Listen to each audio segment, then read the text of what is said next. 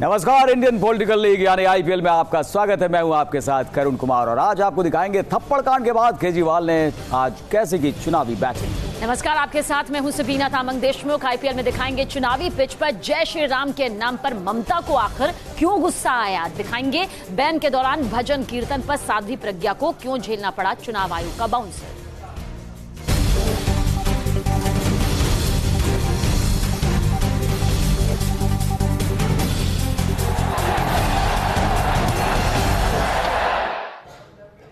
तो थप्पड़ कांड के बाद आज एक बार फिर केजरीवाल दिल्ली के दंगल में उतरे। इस बार पैड, ग्लव्स और हेलमेट के साथ वो चुनावी पिच पर दिखाई पड़े। बिल्कुल सही कहा करुण आपने, और पुलिस का पूरा तामझाम भी उसके रोड शो में मौजूद था ताकि इस बार सुरक्षा में कोई चूक ना हो और केजरीवाल इंजर्ड ना हो।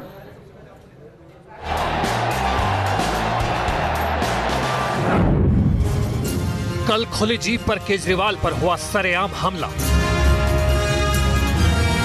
आज फिर खुली जीप पर निकले दिल्ली के मुख्यमंत्री। कल केजरीवाल को युवक ने जड़ा था थप्पड़। आज फिर रोड शो के लिए निकले अरविंद केजरीवाल। दिल्ली के मुख्यमंत्री अरविंद केजरीवाल दिल्ली में अपनी टीम के लिए बैटिंग कर रहे केजरीवाल के रोड शो का काफिला बवाना में निकला। इस बार इंतजाम ऐसा था कि कोई भी परिंदा पर ना मार पाए। जीप के आगे और पीछे पुलिस और सुरक्षा कर्मियों की फौज खड़ी रही। उनकी चौकन्नी निगाहें चारों तरफ घूम रही थी कि कहीं कोई फिर से कूदकर जीप के आसपास ना आ जाए। केजरीवाल इस दौरान लोगों का हाथ हिलाकर अभिवादन करते रहे। केजरीवाल ने एक जगह रुककर एक बच्ची से तिलक लगाया। इस दौरान भी सुरक्षा कर्मी बेहद चौकन्ना रहे। बाद में मीडिया में आकर केजरीवाल ने विपक्षी पार्टियों पर जान से मारने की साजिश का आरोप लगा दिया। लेकिन मन में प्रश्न उठता है कि चूक एक बार होती है, चूक 2 बार होती है, चूक 3 बार होती है, चूक 9 बार नहीं होती है।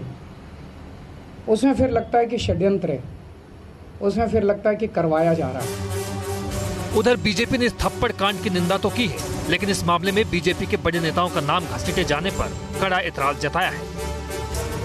देखिए, अरविंद केजरीवाल जी को थप्पड़ पड़ा उसकी तो मैं निंदा करता हूँ, पर अगर उसके लिए वो मोदी सरकार को या मोदी शाह जी को जिम्मेदार ठहराएंगे तो फिर मुझे उसके अंदर जो है वो राजनीति दिखाई देती है। उधर देर ही सही, लेकिन पुलिस ने आज केजरीवाल को थप्पड़ मारने वाले आरोपी सुरेश के खिलाफ एफआईआर दर्ज कर ली है। मामला सियासी है या नहीं, ये तो जांच के बाद ही पता चलेगा। लेकिन एक मुख्यमंत्री की सुरक्षा में इतनी बड़ी चूक कई सवाल तो पैदा कर ही रही है। Team news nation. तो दिल्ली की सियासी पिच पर क्या कुछ चल रहा है वो तो आपने देख लिया। बंगाल की पिच की तरफ रुख करते हैं, जहां बीजेपी के खिलाफ लड़ रही ममता दीदी को देखे किस तरह से गुस्सा आ गया।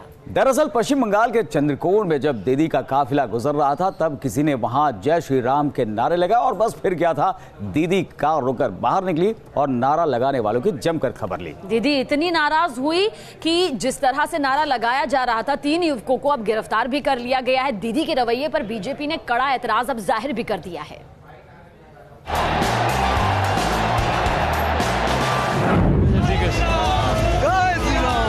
जय श्री राम के नारे लगे और इस तरह रुक गया ममता दीदी का काफिला।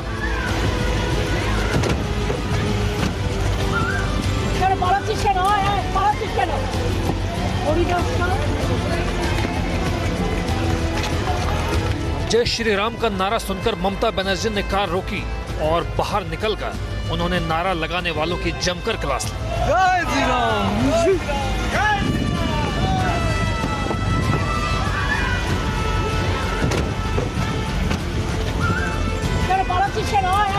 ममता बनर्जी का ये वीडियो इन दिनों खूब वायरल हो रहा है, जिसमें वो जय श्री राम का नारा लगाते लोगों पर भड़कती नजर आ रही हैं। बताया जा रहा है कि जिन लोगों ने नारे लगवाए वो बीजेपी के कार्यकर्ता हैं। दरअसल पश्चिम बंगाल के मेदिनीपुर के चंद्रकोण में सीएम ममता बनर्जी का काफिला गुजरने के दौरान बीजेपी कार्यकर्ता जय श्री राम का नारा लगाने लगे। ममता ने काफिला रुकवाया और कार से उतर आई और नारेबाजी कर रहे लोगों पर बरस पड़ी।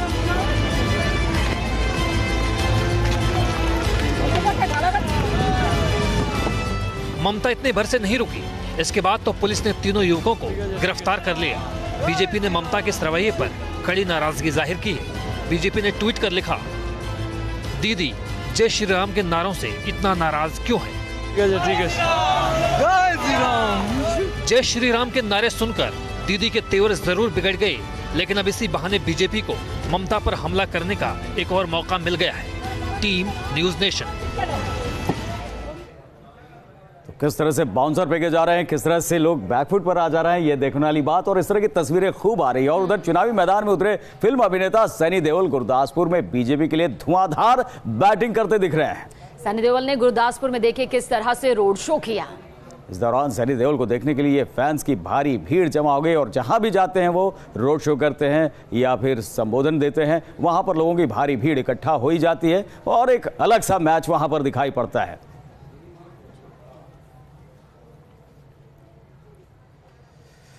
और आइए अब आपको मैप के जरिए समझाते हैं कि कल 5वें चरण में 7 राज्यों के 51 सीटों में कहां-कहां मतदान होगा। और आंकड़ों के जरिए हमारी सहयोगी सबीना आपको ये चीजें दिखाएंगे, आंकड़ों के जरिए समझाएंगे। और करुण, हम दिखाने जा रहे हैं कि कल सियासी पिच पर जो सियासी लीडर्स हैं वो ज्यादा से ज्यादा रन बटोरने के लिए उतरेंगे और किस तरह की वो तस्वीर रहने वाली है। आखिर कहां पर कितने रन सबसे ज्यादा इंपॉर्टेंट होंगे, देखिए इस मैप के जरिए समझिए। कल 5वें चरण की वोटिंग होनी है। 51 सीटें यहां से हैं। उत्तर प्रदेश की 14 सीटों पर कल वोटिंग होगी। सबसे ज्यादा यहां से सीट है। राजस्थान का जिक्र करें तो 12 सीटों पर कल वोटिंग होनी है। मध्य प्रदेश की 7 सीटों पर कल वोटिंग होने जा रही है। इसके अलावा पश्चिम बंगाल का भी जिक्र कर लेते हैं। 7 सीटों पर यहां पर कल वोटिंग की पूरी प्रक्रिया देखने को मिलेगी। वहीं जम्मू कश्मीर के लद्दाख और अनंतनाग की 2 सीटों पर कल वोटिंग होने जा रही है। तो ये वो 51 सीटें हैं जहां पर उम्मीदवार प्रचार प्रसार कर चुके हैं और साथ ही अब देखना होगा कि कौन ज्यादा से ज्यादा रन यहां पर बटोर पाता है। तो ये पूरी तस्वीर यहां की सामने आ रही है। कुछ और तस्वीरें भी अब हम आपको यहां पर दिखाने जा रहे हैं। दरअसल भोपाल के सियासी पिच पर किस तरह से पूरा आयोग यहां पर पूरा सारा साध्वी सियासी पिच पर लगातार चुनाव आयोग के बाउंसर झेल रही सियासी साध्वी प्रज्ञा एक बार फिर नोटिस की गुगली में उलझती हुई दिखाई दे रही हैं। दरअसल साध्वी के खिलाफ कांग्रेस ने शिकायत की कि साध्वी ने बैन के दौरान मंदिर और भजन कर चुनाव आचार संहिता का उल्लंघन किया है और इसी शिकायत पर जिला चुनाव अधिकारी ने साध्वी प्रज्ञा ठाकुर को नोटिस भेजकर जवाब भी मांगा है।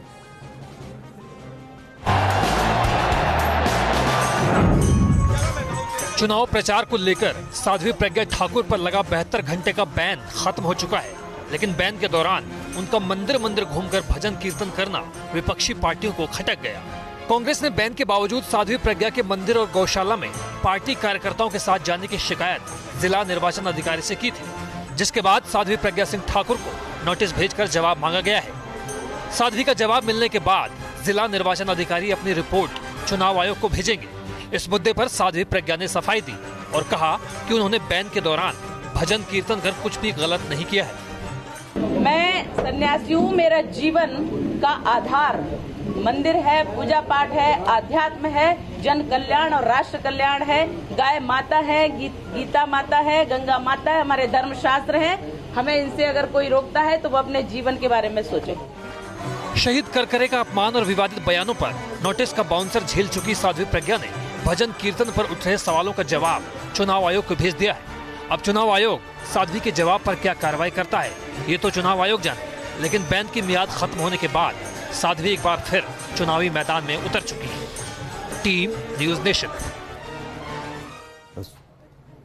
साध्वी एक बार फिर से चुनावी मैदान में उतर चुकी हैं और अलग अलग अंदाज यहां पर चुनावी खिलाड़ियों का दिखाई पड़ रहा है। और चुनावी मैच जीतने के लिए नेता मंदिर मंदिर मत्था टेक रहे हैं। कांग्रेस अध्यक्ष राहुल गांधी भी अपनी पार्टी को सत्ता दिलवाने के लिए माता रानी की शरण में पहुंचे। बिल्कुल, और मंदिर में दर्शन करने की ये तस्वीरें जो आप देख रहे हैं गुरुग्राम के शीतला माता मंदिर की है। यहाँ चुनाव प्रचार के दौरान राहुल गांधी ने माँ के दरबार में कुछ इस तरह से हाजिरी लगाई। शीतला माता से उन्होंने जीत का आशीर्वाद लिया तो तमाम नेता जो हैं वो मंदिर मंदिर जा रहे हैं, माथा टेकते हुए भी नजर आ रहे हैं। शीतला माता पहुंचे राहुल गांधी और जीत का आशीर्वाद लिया।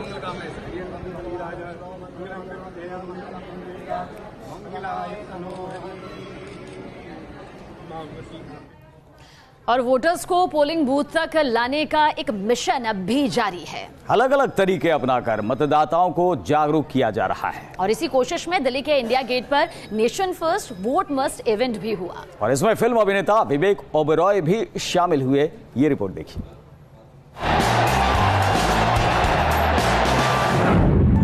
कलाकार आए हुए हैं पूरे देश से, कोई बॉम्बे से, कोई महाराष्ट्र से, कोई उड़ीसा से है, कोई एक से एक शानदार पेंटिंग बनाकर वोटर्स को जागरूक किया जा रहा है।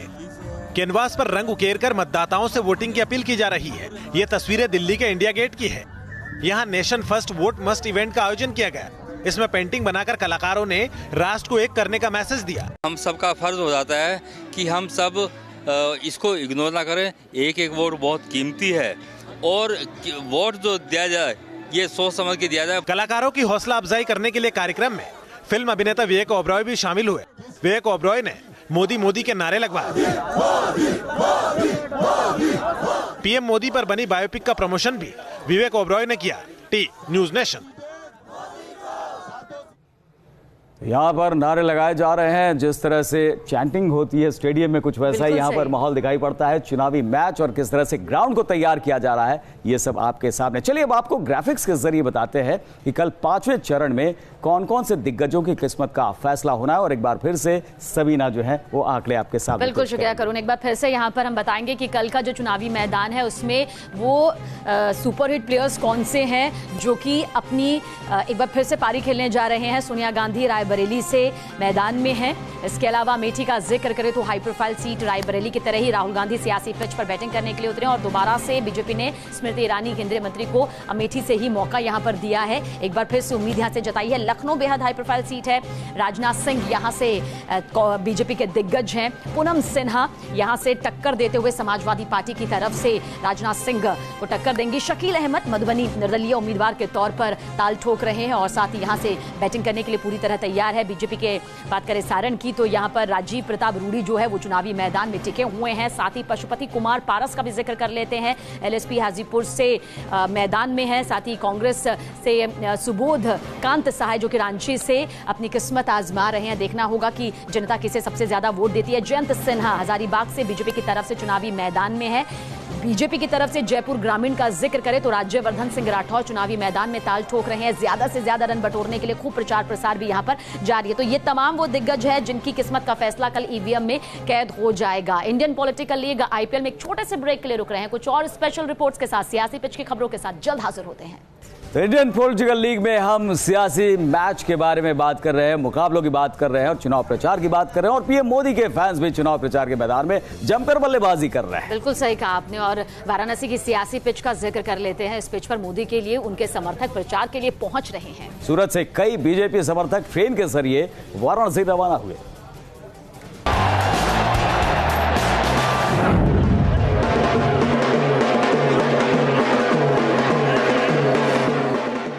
वाराणसी की सियासी पिच पर पीएम मोदी के लिए अब उनके फैंस ताबड़तोड़ बल्लेबाजी कर रहे हैं। गाजे बाजे के साथ चुनाव प्रचार के लिए समर्थक सूरत से वाराणसी के लिए रवाना हुए। ये तस्वीरें सूरत के उधना रेलवे स्टेशन की है। यहाँ भगवा कपड़े पहने बीजेपी समर्थक ट्रेन में सवार हुए, जिनका आखिरी पड़ाव काशी का मैदान है। प्रधानमंत्री सबका प्रचार करते हैं, हम उनका प्रचार करने जा रहे हैं और खूब जोरदार उत्साह का माहौल है। हम 40 जन वहाँ जाके ग्रुप मीटिंग, जैसे हम लिंबायत उधना क्षेत्र में हम करते हैं वैसे ही हम वहाँ जाके ग्रुप मीटिंग करेंगे, डोर टू डोर प्रचार करेंगे।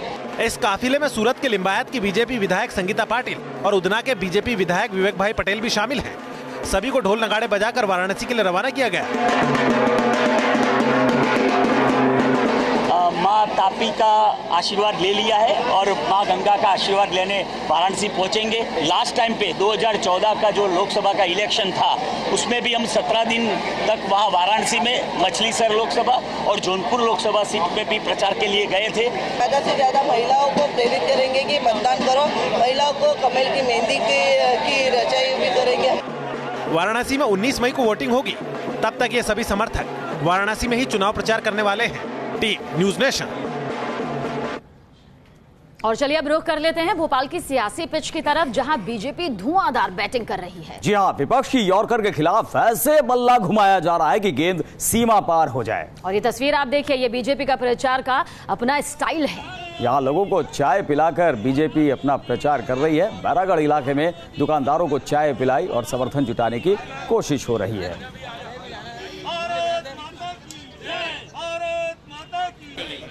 आगे ले लेंगे अनिल भाई, इधर आ जाओ। और इंडियन पॉलिटिकल लीग आईपीएल में आज के लिए इतना ही। लेकिन खबरों का सफर जारी, आप बने रहिए न्यूज़ नेशन के साथ।